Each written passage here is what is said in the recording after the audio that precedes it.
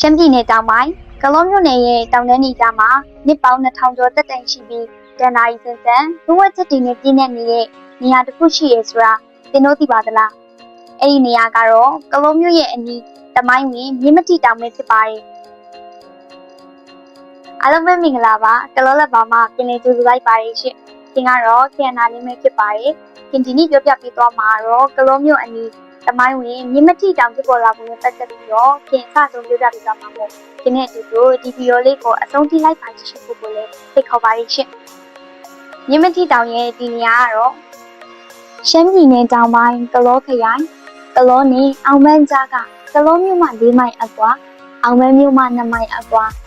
ပင်လောင်းခဲခုံဘိုက်ကော်တို့သွားတဲ့အဝေးပြေးကားလမ်းမအတိုင်းပင်လောင်းတို့အသွား4မိုင်ခန့်အကွာတွင်မြင်းမတိရွာတည်ရှိပြီးတော့အရှိတောင်မက်ကလေးနှစ်ဖာလုံးအကွာတွင်မြင်းမတိတောင်တည်ရှိပါရဲ့ရှင်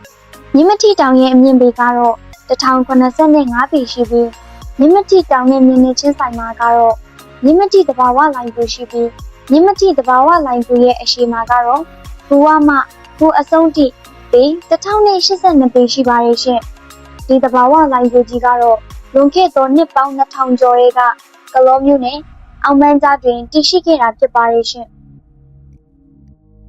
မြင်းမတိတောင်လို့ဖြစ်လာရတဲ့တနအီလာသမိုင်းကြောင်းကတော့ဒီတောင်ရဲ့တောင်ဘက်နားမှာရွာကြီးထွေမှာစိုက်ပျိုးထားတဲ့ကောက်ပေသီးနဲ့လူကိုကြိုင်ကြီးတွေကတက်လာရဲဆိုရင်ကြီးလေးကောင်ကစားတောက်ကြပါတယ်။ကြီးမတန်ဆွမ်းတဲ့မြင်းတွေဖြစ်ပြီးရွာသားတွေက6လက်မောင်းထုတ်ပေမဲ့မရတဲ့အဆုံးမှာအနွယ်ထားမင်းကြီးစီကိုအကူအညီတောင်းကြပါတယ်။အနွယ်ထားမင်းကြီးကလည်းသူ့ရဲ့ကောင်းလေးဦးဖြစ်တဲ့ကျန်စစ်သားညောင်ဦးပြီးငလုံးလက်ဖဲငထွေယူတို့ကိုမြင်းတွေဖမ်းဖို့စေလွှတ်လိုက်ပါတယ်။သူရဲကောင်းလေးယောက်ဟာမြင်းလေးကောင်ထွက်လာတဲ့ကြောက်ကြီးကစောင့်ပြီးမြင်းလေးကောင်ကိုဝင်းရံ6လက်ပြီးအနည်းရှိကန်လေးကိုမောင်းချပါတယ်။မြင်းတွေရေကန်နဲ့ပူတော့မှသူရဲကောင်းလေးဟာစီးရလေးပူသွားတဲ့မြင်းအသီးသီးကိုခွစီကရေထဲကနေကုန်းမော်ကိုဒုံဆိုင်မောင်းတက်ခဲ့ပါတယ်။ကျန်စစ်သားဟာသူစီးတဲ့မြင်းကိုအနည်းရှိတောင်မော်ကိုအပြေးအလွှာတက်စီတဲ့အခါမြင်းကလည်းအမြန်ဆုံးပြေးပါတယ်။ပြေးတဲ့အရှိန်မြန်လွန်းတဲ့အတွက်မြင်းချီတောက်တွေဟာမြင်းနဲ့မထိတော့သလိုထိမှတ်ရပါတယ်။ဒီလိုမြင်းနဲ့မထိဘူးလို့ထိမှတ်ရတာကြောင့်မြင်းမတိတောင်လို့ယနေ့တိုင်ခေါ်ဆိုကြပါတယ်။ကြာစဝင်ထဲမှာကတော့ဒီမြင်းကိုနဲ့မြင်းလို့ခေါ်ဆိုကြပါတယ်။မြင်းလေးကောင်တက်လာတဲ့မြေတင်းချိုင်းကရွာကိုမြင်းတွင်ရွာမြင်းမတိတောင်အနီးကရွာကိုမြင်းမတိရွာကိုမြင်းမတိကိုမြင်းတွေကိုလမ်းကိုမြင်းလန်တွင်မြင်းတွေပျော်ပြီးကခဲ့တဲ့နေရာကိုမြင်းကရွာ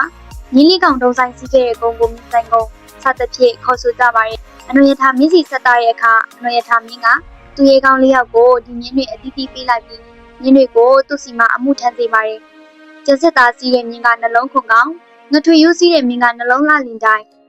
နှလုံးလက်ဖယ်စီးတဲ့မြင်းကလေမွန်ရင်ခေါင်ညောင်ဦးဖေးစီးတဲ့မြင်းကနှလုံးအတုမရှိစတဲ့ခက်ဆက်ဆက်နဲ့မေရီပေးခဲ့ပါရဲ့ရှင်။မြင်းမတိတောင်ဟာတမိုင်းဝင်တောင်တစ်တောင်ဖြစ်ပြီးယခုအခါတောင်တဲ့သမိုင်းမကြာခဏစိတ်ဝင်စားတက်လေးရှိသောတောင်တစ်တောင်လေးဖြစ်ပါရဲ့ရှင်။လက်ဖျားရှင်မျက်မှောက်တော်၌အောက်ရောက်သောဥတလုံးမူတော်တက်ကိုဌာပနာတည်တွင်ပူဇော်ခဲ့သဖြင့်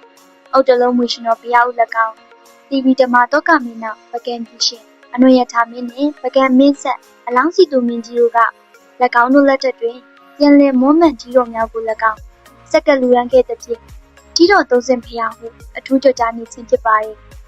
ရှင်းနှစ်ပေါင်း2300ကျော်တီဗီဓမ္မတောကမင်းတီထားခုပေခဲ့ပြီးရှင်းအောင်ရုပ်ပွားတော်28စုနဲ့ဇီတော်များအပြင်စုလင်မွန်းစစ်ပါAD 100စုမှာ18ရာစုကြာရှိရုပ်ပွားတော်များပကံညောင်ဦးရှီဟောင်းသူတေသနာဌာနရဲ့အတည်ပြုချက်အရ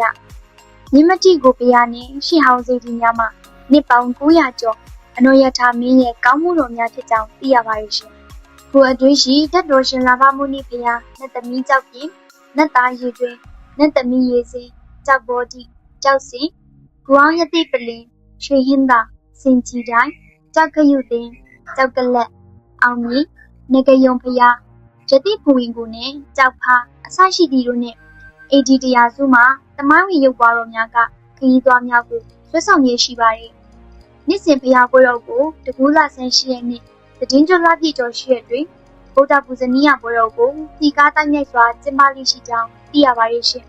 ။ခင်ဒီနေ့ပြပြသွားတဲ့မြင်းမတိတောင်နဲ့မြင်းမတိဘုရားသမိုင်းကတော့တင်ဆက်လို့ပြီးပါပြီရှင်။ဒါပေမဲ့ရှမ်းပြည်နယ်ရဲ့တောင်တန်းဒေသမှာဒီလိုမျိုးတမိုင်းဝင်နေရာလေးတွေကိုလူကြီးမင်းတို့ရောက်ဖူးပါသလား တောင်တက်ရတာဝါနာပါတဲ့သူတွေရှေ့ဟောင်းအမွေနှစ်တွေကိုလိလာသိမဲ့သူတွေအတွက်ဆိုရင်မြမတိတောင်ကမဖြစ်မနေခရီးသွားဧည့်သည်တွေတွားရောက်လဲပတ်တဲ့နေရာလို့အကြံပြုချင်ပါတယ်ရှင်။နောက်ဆုံးအနေနဲ့လူကြီးမင်းတို့ကိုမေးခွန်းလေးမေးချင်ပါတယ်ရှင်။ဒါကတော့လူကြီးမင်းတို့အနေနဲ့မြမတိတောင်ကိုရောက်ဖူးပါသလား။ရောက်ဖူးရဆိုလို့ရှိရင်လည်းလူကြီးမင်းတို့ရဲ့ခန်းစားချက်တွေကိုcomment မှာပြန်လည်မျှဝေပေးဖို့ကိုညီတောင်းချင်ပါတယ်ရှင်။ခင်ဗီဒီယိုကိုကြည့်ရှုပေးတဲ့တူဦးတယောက်ချင်းစီကိုခင်ကနေပြီးတော့အထူးကျေးဇူးတင်ပါတယ်ရှင်။နောက်ထပ်ဗီဒီယိုမှာလည်းကလောမျိုးရဲ့တမိုင်းကြောင်းတွေနဲ့အတူတူပြန်လာခဲ့ပါဦးမယ်ရှင်။ Bye bye